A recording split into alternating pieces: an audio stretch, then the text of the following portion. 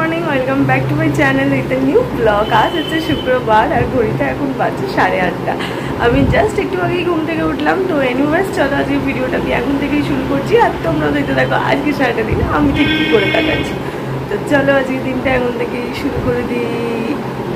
মাথায় আমার হেয়ার ব্যান্ডটা দেখছো, এটা অনেক দিন লাগাইনি। আর তোমরা জানো এরকম কিউট কিউট সুন্দর সুন্দর জিনিস আমার প্রচণ্ড পছন্দের। ঠিক সেটাই এটা আমি আমাদের এখানে যে সামনে মেলা হয়, মেলা থেকে কিনেছিলাম। তো হ্যাঁ, খুব ভালো লাগে এগুলো এরকম মাথায় লাগাতে। ভাবছি এরকম আরও দু একটা কালেকশন করে রাখবো, যাতে যখন যখন শখ হবে বেশ একটা একটা করে মাথায় লাগাতে পারি। এগুলো তো খুব একটা হ্যাবক কিছু দাম নয়, মানে খুব ভালো লাগে, খুব কিউট লাগে। তো এটা এরকম আর একখানা আমার কেনার ইচ্ছা আছে, এরকম যদি এমনি এমনি করে দুটো কান উঠে থাকে সেরকম। তো ওই যে মাসি এসে গেছে। ওমা, ও খেয়াল করে নিয়ে এসে গেছে। তো যাই হোক, প্যাঁ প্যাঁ বাসি এসে গেছে আমাদের নোংরা ফেলার জন্য। ঠিক আমাদের ফ্ল্যাটের এই নিচটার এই দিকটা দাঁড়ায় সবাই বাটি খোড়া নিয়ে, বালতি ফালতি যে যেভাবে ময়লা রাখে সে সেভাবে গিয়ে সেটা ফেলে আসে। এটা হচ্ছে আমার গরম জল, যেটা তোমরা জেনেই গেছো যে আদা আর লেবু আর আদা দিয়ে এটা করা হয়। তো সেই হচ্ছে এই গরম জলটা। তো এটা এখন খাবো বসে বসে। ঘর ভর্তি শুধু কার্টুন, এরকম বড় বড় বড় বড় কার্টুন হয়ে রয়েছে। এইখানে একটা রয়েছে, কাল রাতে তোমাদেরকে দেখালাম। এর ভেতরেও দেখো না কত কিছু, মানে সমস্ত যাবতীয় জিনিসপত্র হয়ে রয়েছে। এবারই গুলোকে সব বাইরে দিতে হবে।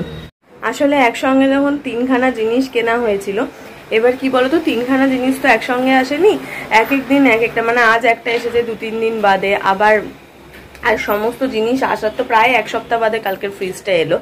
তো এত সমস্ত দেরি হচ্ছিল, আর এত কার্টুন ঘরের মধ্যে রেখে দিয়েছে, কারণ কার্টুনগুলো সব বাবা বললে একবারে যাবে গিয়ে ফেলে দিয়ে, বা কোথাও বিক্রি টিক্রি করে, অনেক জায়গা আছে যারা এগুলো নিয়ে নেয়। তো সেরকম কোথাও যাবে, সেখানে গিয়ে দিয়ে আসবে। তো ওই জন্য প্রচুর কার্টুন এখানে ঘরে, বড় বড় কার্টুন।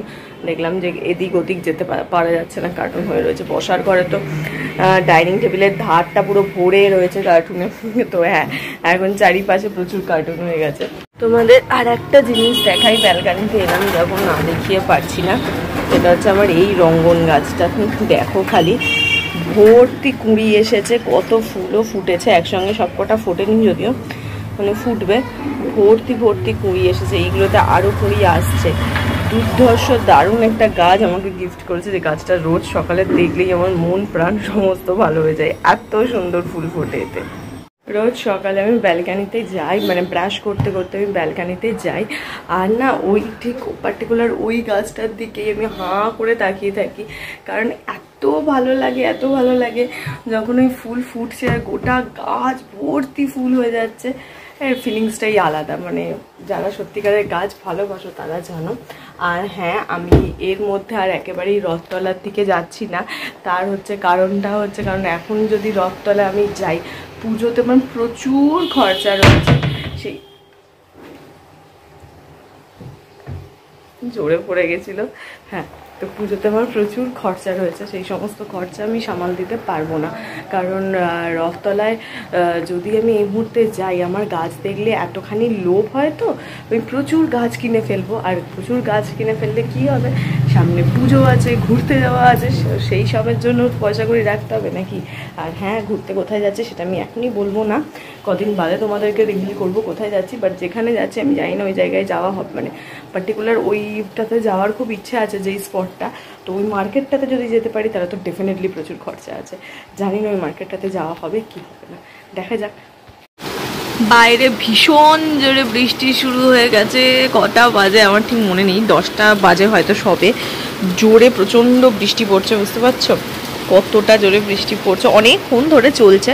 আমি খাচ্ছিলাম বলে উঠে আসতে পারিনি, এখন আমি আওয়াজ পাচ্ছিলাম বাইরে, এসে দেখছি জোরে বৃষ্টি পড়া শুরু হয়ে গেছে। যাক বাবা, খুব গরম উঠেছিল কদিন, যদি একটু ভালোভাবে বৃষ্টি হয় তাহলে যদি একটু ঠান্ডা হয়। কিন্তু এই অফিস যাওয়ার আগে বৃষ্টি হলে আবার বিরক্ত লাগে, কিন্তু কিছু করার নেই, হোক একটু বৃষ্টি, জানলাটা খোলাই হাওয়া দিচ্ছে। আমার খাওয়া দাওয়া কমপ্লিট হয়ে গেছে, কিন্তু এখন বাইরে খুব বৃষ্টি হচ্ছে। আজকে আমার একটু ব্যাংকে যাওয়ার আছে, প্রচণ্ড দরকার ব্যাংকে। আমি লাস্ট সপ্তাহ তো অফিসে এত বিজি ছিলাম, ব্যাংকের কাজগুলো করতেই পারিনি। আজকে আমাকে করতেই হবে। কাকুর নেক্সট ভাড়াটা মানে আমার পরে যাকে নিয়ে যায় তার আজকে যাবে না, তো আজকেই ভালো সময় এলাম না, আজকে বৃষ্টি পড়ুক যাই হোক আজকে মনে ওখানে যেতেই হবে, ব্যাংকের কাজটা মেটাতেই হবে। তো আজকে অফিস যাওয়ার আগে ব্যাংক হয়ে তারপরে অফিস যাবো। অফিসে ওই আধ ঘন্টা একটু লেটে ঢুকবো, আমি জানিয়ে দেবো সেটা, কিন্তু আগে ব্যাংকের কাজটা আমাকে আজকে মেটাতেই হবে এনি হাউ। বহুদিন ধরে পেন্ডিং হয়ে টুমটুম করে চলছে না, আজকে মিটিয়ে তারপরে যাবো। চল রেডি হয়ে গেছে, এবার জাস্ট ব্যাগটা নিই। মা ওদিকে টিফিনটা দিচ্ছে, টিফিনটা জাস্ট ব্যাগে ঢোকাবো। আর ব্যাংকের সমস্ত কাগজপত্র নেওয়া হয়ে গেছে, এবার জাস্ট বেরিয়ে যাবো। চল, নিচে কাকু দাঁড়িয়েও আছে। ব্যাংকটা ফাঁকা ছিল বলে তাড়াতাড়ি কাজটা মিটে গেল। এই ব্যাংকে একটা সুবিধা, ফাঁকা ছিল তাড়াতাড়ি কাজ মিটে গেল। হ্যাঁ, বেশিরভাগটাই ফাঁকাই থাকে। আর একদম আমি প্রথম ছিলাম, কেউ ছিল না, তাড়াতাড়ি কাজটা ওই জন্য হয়ে গেল।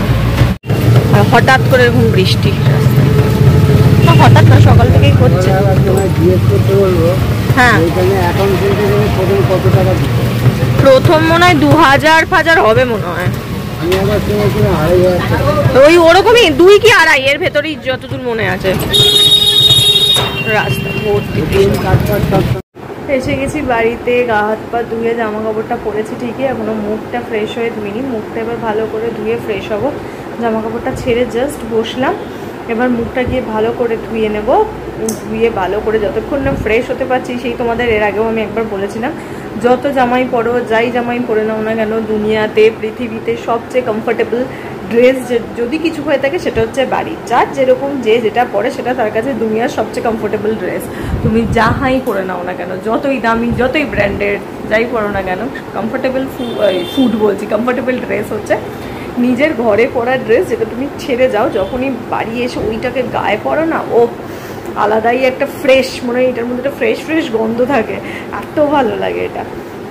যেটা ছেড়ে যাবে এসে দেখবে একবার, ওর ভিতরে অদ্ভুত একটা ফ্রেশনেস থাকে।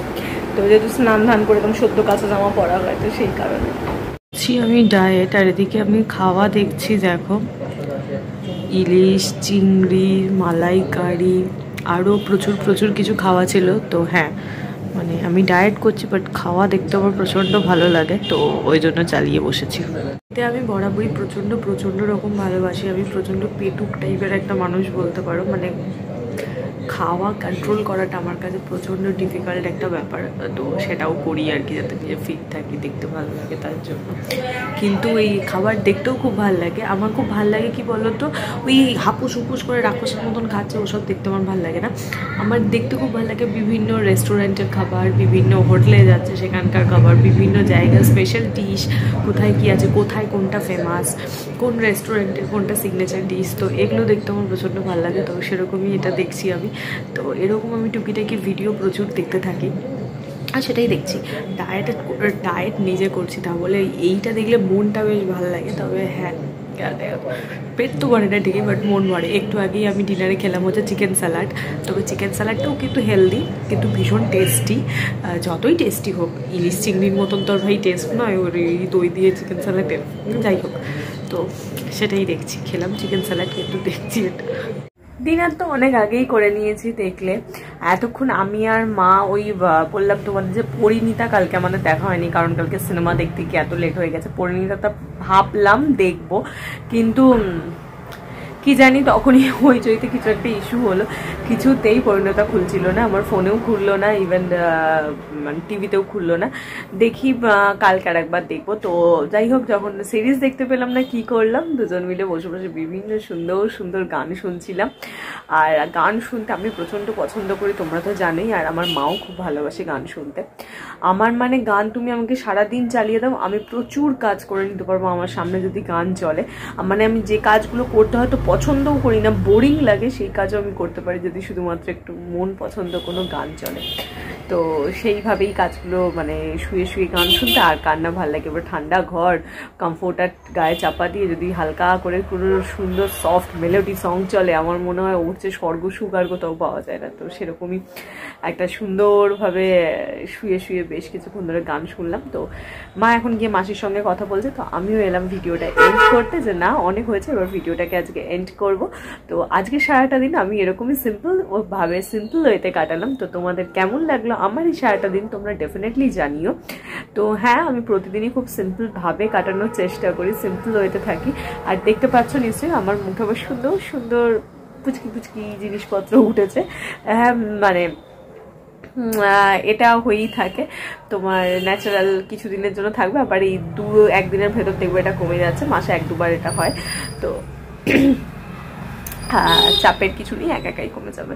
তো যাই হোক, হ্যাঁ আর কিছু নয়, এবার আমি শুতে যাবো, ঘুমাতে যাবো। যেরকম বললাম আমার ভিডিওটা কেমন লাগলো তোমরা আমাকে ডেফিনেটলি জানিও, আর ভালো লাগলে ডেফিনেটলি লাইক শেয়ার আর সাবস্ক্রাইব করতে কিন্তু ভুলো না।